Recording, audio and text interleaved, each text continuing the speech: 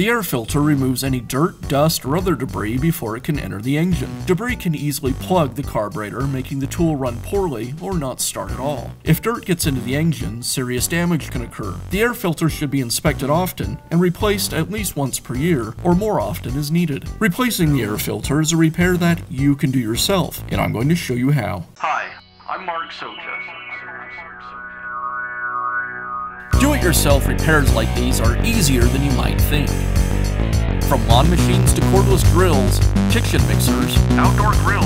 our how-to videos walk you through each repair from start to finish.